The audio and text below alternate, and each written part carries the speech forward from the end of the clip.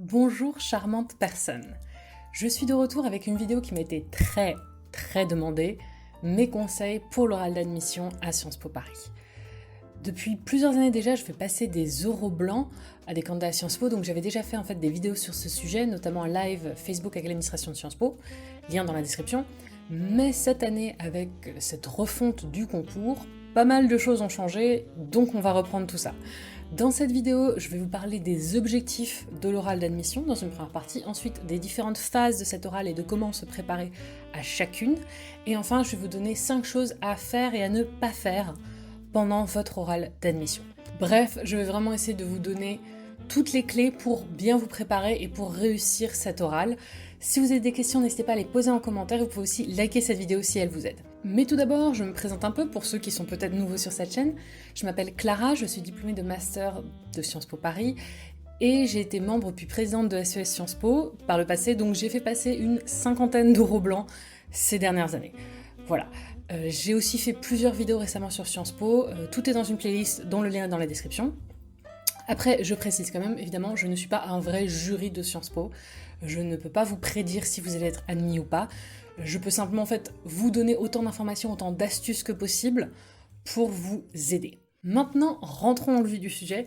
Si vous aimez prendre des notes, je vous laisse le temps d'attraper un stylo et un cahier parce que je vais vous balancer beaucoup d'infos. Vous êtes prêts? C'est bon? On y va. D'abord, quel est l'objectif de l'oral d'admission? Alors, pour citer le site de Sciences Po, l'oral permet une appréciation de la motivation du candidat et de son projet intellectuel pour Sciences Po, de ses capacités à mener un échange, de son attitude face à la contradiction et à la critique, tout en s'assurant de son potentiel à réussir ses études à Sciences Po. Il est également l'occasion de vérifier les compétences orales du candidat au terme de son parcours scolaire. Donc on va décomposer ça pour vraiment comprendre les attentes du jury étape par étape. Alors tout d'abord, l'oral permet une appréciation de la motivation du candidat et de son projet intellectuel pour Sciences Po. Le jury veut vérifier que vous voulez vraiment faire Sciences Po, que vous savez pourquoi vous êtes là, que vous avez un vrai projet qui passe par Sciences Po. Pour vous préparer, soyez clair dans votre tête et dans vos propos sur ce que vous voulez faire plus tard, sur votre projet professionnel si vous en avez un, sur les cours que vous voulez suivre à Sciences Po, sur les associations dans lesquelles vous voulez vous investir.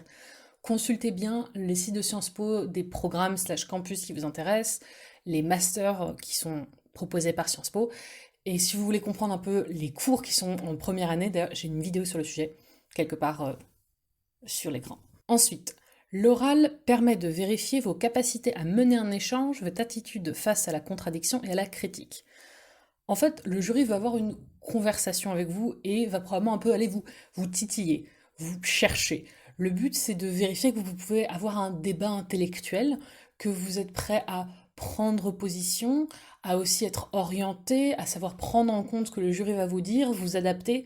Voilà, il veut tester donc cette agilité intellectuelle quelque part. Ce que ça sous-entend aussi, c'est que si un jury vous questionne, c'est pas forcément que vous avez tort, c'est simplement qu'il veut vous pousser dans votre logique, vous pousser dans vos capacités d'argumentation et que vous puissiez montrer que ce que vous venez d'exprimer, c'est pas juste que vous l'avez exprimé comme ça, c'est que vraiment vous comprenez ce qu'il y a derrière. Alors ensuite, l'oral permet de s'assurer de votre potentiel à réussir vos études à Sciences Po. C'est assez large, mais en plus des points précédents, Sciences Po veut s'assurer que vous avez de bonnes connaissances générales et aussi une curiosité intellectuelle, du sens critique, une capacité à poser des questions, à remettre en cause, à ne pas simplement ressortir ce que vous avez lu ou vu, mais à prendre en compte un problème de différents angles. Une bonne façon de vous entraîner à ce genre de gymnastique intellectuelle, c'est déjà de confronter vos sources, ne pas simplement lire un média, mais aussi quand vous êtes confronté à un problème d'actualité politique, géopolitique, etc., demandez-vous toujours quels sont les intérêts de chaque acteur. Et si vous y réfléchissez en ces termes, vous considérez chaque problème d'une multitude de points de vue différents, et voilà, ça vous aide à exercer justement ce sens critique. Et enfin, l'oral vise à vérifier vos compétences orales. On ne s'attend pas à ce que vous soyez prêt à gagner des concours d'éloquence, c'est pas grave si vous êtes un peu timide. Le but, c'est juste que, comme Sciences Po implique quand même dans sa formation une bonne part de présentation à l'oral, le jury veut vérifier que vous avez le bon niveau de langage, que vous êtes capable de parler dans un langage suffisamment soutenu, pas du langage familier, quoi, et que vous êtes capable d'exprimer vos idées de façon claire et structurée à l'oral. Si vous êtes déclaré admissible suite à votre candidature sur Parcoursup, vous recevrez un mail avec convocation à votre entretien, le lien de la vidéoconférence, la date et l'heure de votre convocation. Et donc, comment va se dérouler cet oral concrètement et comment s'y préparer?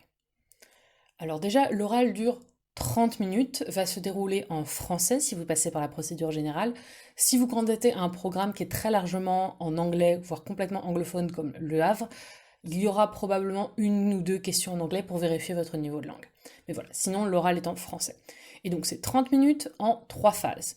D'abord la présentation, environ 5 minutes, ensuite le commentaire et analyse d'image en 10-15 minutes, et enfin le parcours, discussion autour de votre parcours et de votre projet personnel en 5 à 10 minutes. Ne vous en faites pas, je vais maintenant rentrer dans les détails et vous dire comment vous préparer à chaque phase. D'abord la phase de présentation qui dure environ 5 minutes.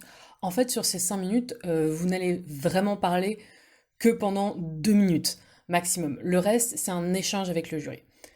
Et ce qu'il faut se dire, en fait, c'est que le jury ne sait rien de vous quand vous commencez cet entretien. Il n'a pas votre dossier, il n'a pas vos écrits personnels, il ne sait rien. Donc votre présentation, en fait, c'est l'occasion de donner le ton pour le reste de votre entretien, de vous présenter. Le jury veut savoir, en fait, qui vous êtes, en tant que candidat et aussi en tant que personne. Je vous encourage à préparer, en fait, votre présentation de 2 minutes à la maison. Pas forcément un script détaillé parce que ça risque de faire très récité et c'est pas terrible, mais peut-être plutôt en fait d'avoir une liste de points. Comme ça, vous savez ce que vous voulez aborder, vous savez dans quel ordre vous voulez les aborder aussi pour que ça s'enchaîne de façon fluide. Il n'y a pas de présentation parfaite, il n'y a pas une structure qui marche pour tout le monde. Après, je peux vous donner quelques éléments qui, je pense, se retrouvent dans beaucoup de bonnes présentations. Le genre de choses que vous pouvez mentionner, ça va être votre âge et votre lycée ou ville d'origine. Le programme, le campus auquel vous candidatez, qu'est-ce qui vous a amené à vous intéresser à Sciences Po, aux matières proposées par Sciences Po, votre projet professionnel ou les pistes de projet que vous avez, vos passions ou vos hobbies principaux. Là, si vous en avez beaucoup, ne les citez pas tous, concentrez-vous sur ceux dont vous serez le plus à même de parler, et à chaque fois que vous mentionnez un hobby, une activité, une passion, dites à chaque fois en fait, qu'est-ce que ça vous a apporté? C'est assez important en fait de pas juste balancer en mode liste, mais de dire en fait voilà pourquoi je fais ça, voilà pourquoi j'aime ça, voilà ce que ça m'apporte. Vous pouvez évidemment parler de vos engagements associatifs, des causes qui vous tiennent à cœur, et d'éléments de votre personnalité, de traits de personnalité. Vous n'êtes pas du tout obligé de mettre toutes les choses que j'ai citées, ou de vous cantonner à ça, ou de les mettre dans cet ordre-là en particulier. Je vous donne juste des idées de ce qui, je pense, permet au jury d'avoir une image globale de qui vous êtes. Une fois que vous avez vos points, les points que vous voulez aborder, sous forme de bullet point par exemple, vous pouvez vous entraîner à faire cette présentation face à un miroir, d'abord en ayant vos notes face à vous, et ensuite sans vos notes. Au bout d'un moment aussi, chronométrez-vous. Donc le site de Sciences Po précise que c'est maximum 2 minutes. Je pense que 2 minutes c'est bien, un peu moins ça va, un peu plus ça va, mais vraiment évitez de faire moins d'1 minute ou de vous approcher des 3 minutes, voire plus. Et c'est vraiment de viser autour de 2 minutes. Les questions qui suivront votre présentation, toujours dans cette phase-là, ne devraient pas trop vous prendre au dépourvu. Elles découlent de façon assez logique de ce que vous avez présenté, c'est juste le jury qui cherche à avoir des précisions. Par exemple, quel est votre rôle exact au sein de l'association que vous avez mentionné? Qu'est-ce qui vous plaît le plus dans votre pratique artistique? Qu'est-ce que vous a appris le sport que vous pratiquez? Si vous avez dit aimer le cinéma, quel est le dernier film que vous avez vu? Qu'est-ce qui vous a amené à choisir une langue que vous avez apprise? Quel est votre lien? Est-ce que vous avez fait des voyages dans la région du programme auquel vous candidatez? Donc sur la base de votre présentation, vous pouvez assez logiquement imaginer le genre de questions qui va vous être posée et vous y préparer. Une fois la présentation passée, c'est la phase du commentaire et de l'analyse d'image pendant 10 à 15 minutes. Et si j'en juge par vos très nombreux messages sur Instagram, c'est ce qui vous inquiète le plus. D'ailleurs, si vous voulez interagir plus avec moi, suivez-moi sur Instagram, c'est là où ça se passe beaucoup. Je dis ça comme ça, petit blog. Je suis là pour vous rassurer. Déjà, vous n'allez pas en fait parler tout seul pendant 15 minutes d'affilée, vous présentez l'image, vous en parlez le plus longtemps que vous pouvez, mais ensuite c'est censé être un échange, et le jury sait que vous êtes lycéen, sait que c'est une nouvelle épreuve qui vous stresse, donc il y aura un peu, je pense, de bienveillance par rapport à ça. De façon générale, les jurys sont bienveillants, donc ne vous en faites pas trop. Vous aurez le choix entre 2 images. Alors, quel type d'image ça peut être? D'après le site de Sciences Po, ça peut être une peinture, un dessin, une photographie, la une d'un journal, un tag en milieu urbain, un extrait de bande dessinée, une caricature, etc. Donc ça peut être historique ou lié à l'actualité. Et je vais vous mettre sur l'écran quelques exemples d'images qui avaient été collectées par Quentin et Pauline pour les euros blancs qu'on a fait passer hier. Voilà, donc c'est juste nous en tant que jury d'euros blancs, certaines images qu'on a jugées intéressantes. Choisissez celle qui vous est le plus familière ou celle dont vous trouvez qu'elle a le plus d'éléments qui vous interpellent. Par exemple, je choisis la photo de la manifestation à Tunis en janvier 2011, car je trouve sa composition très intéressante, et il me paraît intéressant de parler des printemps arabes, alors qu'on fête l'anniversaire de 10 ans. Commencez toujours par décrire l'image de façon détaillée, vraiment, en incluant même des éléments simples. Si vous avez beaucoup d'éléments, beaucoup de connaissances sur le contexte de cette image, si vous l'avez déjà vu auparavant, ça peut être tentant en fait de sauter directement à ça pour montrer vos connaissances, mais arrêtez-vous, commencez par vraiment la décrire. Et si vous n'avez pas d'éléments, si vous ne connaissez pas le contexte de cette image, si elle ne vous dit rien, en prenant le temps de la décrire, vous releverez en fait des choses qui vous permettront de trouver de quoi parler et d'avoir des choses à dire. Moi par exemple, si je rends toujours l'exemple de cette image, je ne suis pas une experte du Moyen-Orient, je ne suis pas une experte du Maghreb, je ne suis pas du tout une experte des printemps arabes, mais je peux noter que, en voyant cette image, il y a une femme au centre de la scène, une femme habillée du drapeau tunisien, qui est clairement mise en avant par la lumière, par la composition de la photo. Je peux noter qu'elle crie, qu'elle semble en colère. Je peux noter qu'elle porte le voile au sein d'une foule d'hommes. Et voilà, donc déjà, juste comme ça, je peux quand même relever pas mal d'éléments assez rapidement. Une fois que vous avez décrit, évidemment là je vous fais une version très simplifiée pour vous donner un exemple, mais une fois que vous avez vraiment bien décrit en détail, vous pouvez passer à l'analyse. Et là vous pouvez utiliser des éléments du contexte, si vous connaissez le contexte de cette image, pour analyser. Par exemple, moi je sais que la Tunisie était le premier pays à connaître un printemps arabe, et que c'était vraiment très tôt en 2011, entre 2010 et 2011 même. Donc je peux me poser la question de est-ce que cette manifestation est avant ou après le départ de Ben Ali? Quelles étaient à ce moment-là les revendications de ces gens? Je peux me rappeler de quelles étaient leurs revendications, de pourquoi ils étaient dans la rue, du fait que ça a marché d'un certain point de vue puisque Ben Ali est parti. Mais il est parti en Arabie Saoudite, et tous les printemps arabes n'ont pas eu le même succès. Voilà, on peut quand même partager pas mal de choses. Ensuite, on peut revenir plus précisément à l'image et parler de cette figure de femme, et donc parler du rôle de la femme en Tunisie, des droits de la femme en Tunisie, parler des images de femmes fortes qui participent à des révolutions, même si ce sont des révolutions principalement menées par les hommes. On pourrait même, en voyant cette image, faire une comparaison avec la Marianne. Voilà, cette image d'une femme portant le drapeau au milieu d'une foule d'hommes, et guidant, d'une certaine façon, portant la foi dans la révolution. Voilà, on peut quand même évoquer énormément d'éléments. Une fois que vous avez dit en fait tout ce que vous pouvez dire du contexte, vous avez élargi peut-être le sujet de façon assez large pour montrer vos connaissances, revenez en fait, ramenez votre propos à l'image. Ramenez votre propos à ce qu'elle représente, au sentiment qu'elle évoque même. Vous pouvez soulever des questions, des problématiques. Vous n'êtes pas en fait obligé d'avoir la réponse aux questions que vous soulevez. Vous pouvez exprimer votre opinion, votre avis, tant que c'est pas cette image est jolie, sache elle est pas jolie. De toute façon, que vous finissez par parler 2 minutes ou 5 ou 7, le jury va vous poser des questions qui vont vous aider à pousser votre analyse. L'échange avec le jury occupera probablement la majeure partie de cette phase, donc ne vous inquiétez pas si vous n'avez pas réussi à dire grand-chose.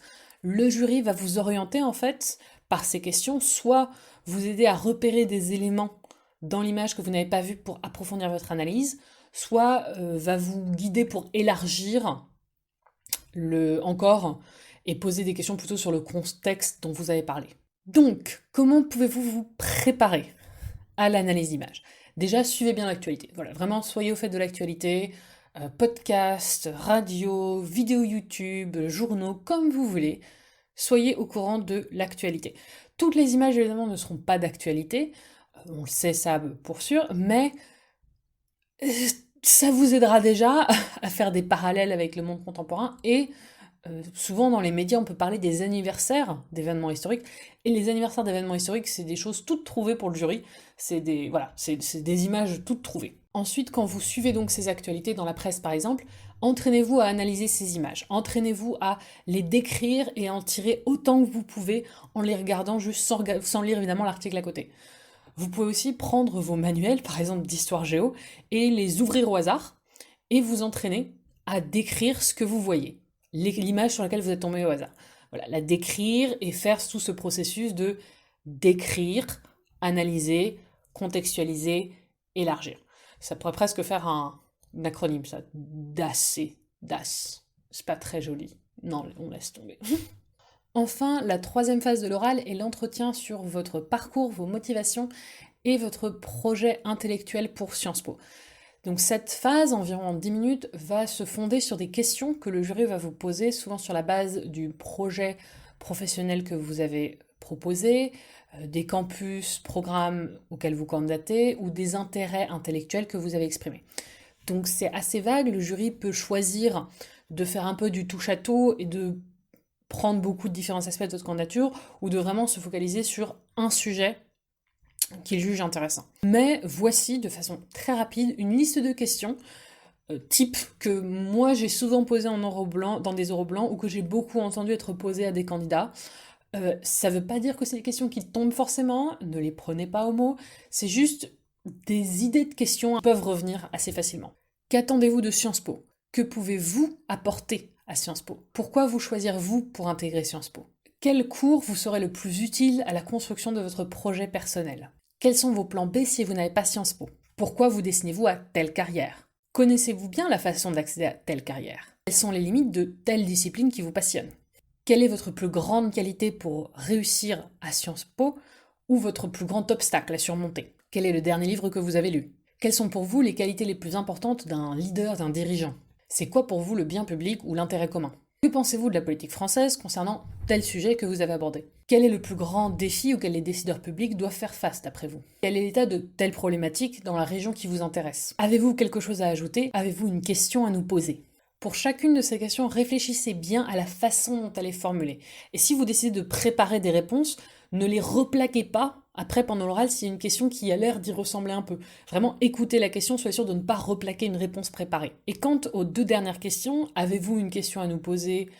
Avez-vous quelque chose à ajouter? Je sais que c'est des questions qui vous stressent un peu, mais en fait, il ne faut pas, ce sont des opportunités qui vous sont données. Il faut vraiment le prendre comme une chance. Le jury vous donne l'opportunité de choisir quelle est la dernière impression que vous allez laisser. Qu'est-ce qu'ils vont garder de vous quand vous allez quitter l'oral? Donc je pense que c'est vraiment dommage de dire non, j'ai rien à ajouter, non, j'ai pas de questions à vous poser. En vrai, ces deux questions peuvent se confondre. En gros, vous pouvez par exemple poser une question sur la profession d'un membre du jury si elle vous paraît intéressante. Vous pouvez leur demander des précisions sur un point que vous avez abordé pendant la conversation, voire même des recommandations de livres, d'ouvrages sur certains des sujets qui ont été mentionnés pendant l'entretien. Si vous n'avez pas de questions, ça peut arriver, c'est une bonne occasion pour rappeler en fait un élément de votre candidature que peut-être vous n'avez pas vraiment eu le temps de développer, sur lequel on n'est pas revenu pendant l'entretien. Vous vous dites, ah tiens, c'est le bon moment de rappeler cette chose-là qu'ils ont peut-être oublié, ou s'il y a quelque chose qui est vraiment clé dans votre candidature, même si vous en avez déjà parlé, ça peut être l'occasion de dire, et vraiment, je veux insister sur telle chose. Pourquoi pas? Et avec ça, votre oral est normalement fini. Avant de conclure cette vidéo, je vais vous donner 10 conseils généraux qui s'appliquent à tout l'entretien, à toutes les phases. 5 choses à faire et 5 choses à ne pas faire. Ne vous répandez pas en excuses sans fin si vous ne savez pas quelque chose. Ne paniquez pas et ne vous en voulez pas non plus si vous perdez un peu vos moyens. C'est normal de ne pas tout savoir. Vous n'êtes pas censé tout savoir. Vous avez le droit de ne pas savoir quelque chose. Vous n'êtes pas non plus un étudiant qui est déjà sorti de Sciences Po. Ayez confiance en vous, tenez-vous droit, faites attention à votre langage corporel et parlez d'un volume normal à fort. Ne vous montrez pas arrogant ou agressif. Si le jury remet en question vos propos, soit vous maintenez votre position de façon polie et vous argumentez de façon courtoise, soit vous adaptez votre réflexion. Ayez des opinions, prenez position. Ne vous cachez pas derrière l'opinion exprimée dans le dernier article que vous avez lu sur le sujet. Tout avis est recevable s'il est bien justifié. Ne vous perdez pas dans vos réponses. Essayez de faire attention à ne pas vous répéter. Je sais en fait que c'est facile quand vous commencez à répondre de vous perdre dans toutes les ramifications potentielles de la question et de vouloir vraiment développer votre réponse et puis vous savez plus où vous en êtes et vous savez plus comment vous avez commencé votre phrase et vous êtes perdu et du coup vous bouclez. Respirez. En fait, essayez de savoir où est-ce que vous voulez aller avec votre réponse et essayez de savoir quand vous arrêtez. Donnez des réponses concrètes, précises et structurées. C'est bien de vouloir avoir une analyse globale, une vision globale des choses, mais le risque c'est d'être trop vague. Il faut surtout se rappeler d'aller dans le concret, dans le précis, dans le spécifique, de donner des exemples. Ne recalez pas de fiches ou de cours que vous avez préparés et appris par cœur, surtout pour l'analyse d'images. Ça se voit et c'est pas le but de l'exercice. Prenez votre temps pour répondre si vous en avez besoin. Vous n'avez pas besoin de vous lancer immédiatement. Vous pouvez prendre une pause, réfléchir bien aux termes de la question qu'on vous a posée. Si c'est pas clair, n'hésitez pas à demander au jury de reformuler. C'est toujours mieux plutôt que de vous lancer tête la première et de risquer d'être complètement à côté. Ne mentez pas. Ça se voit, ça se sent. Et quand on va vous poser des questions, ça va s'écrouler très rapidement. Et enfin, concentrez-vous sur votre envie d'être là, votre sincérité, votre passion, votre enthousiasme. Le jury est là pour vous connaître vous. Et si vous lui transmettez vos motivations de façon réelle, authentique, et vous transmettez une énergie positive et vraiment enthousiaste, excité d'apprendre toutes ces choses, ça va se sentir et ça en dira beaucoup sur vos qualités humaines. Petit conseil bonus, ne vous en voulez pas si votre oral ne se passe pas comme prévu. Je me suis cassé la gueule en rentrant dans la salle de mon oral d'admission à Sciences Po. Je me suis rétamée. Pendant ma présentation, une membre de mon jury a éclaté de rire. Et pas parce que j'avais dit un truc, que j'avais fait une blague, non, elle trouvait que ce que je disais était drôle. Et ils m'ont beaucoup cherché pendant l'oral, et j'en suis sortie à deux doigts de la crise de larmes en me disant que j'étais pas prise.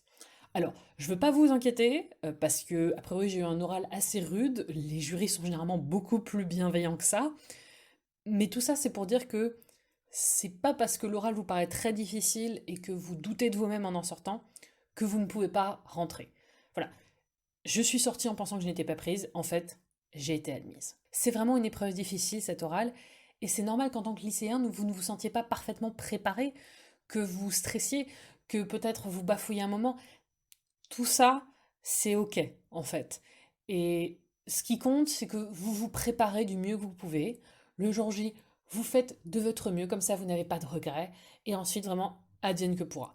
Voilà. Et je veux profiter de ce moment pour vous envoyer beaucoup d'encouragement et de soutien parce que je sais que ça peut être très difficile et que la période en général n'aide vraiment pas. Et voilà, c'est la fin de cette vidéo. Dites-moi si elle vous a été utile dans les commentaires, likez-la. Posez-moi vos questions, soit voilà, en dessous dans les commentaires, soit par message privé sur Instagram, si c'est un peu personnel. D'ailleurs, suivez-moi sur Instagram pour voir ma vie quotidienne et mes photos. Abonnez-vous à cette chaîne et n'hésitez pas à regarder mes vidéos de voyage aux États-Unis, au Royaume-Uni, en Chine.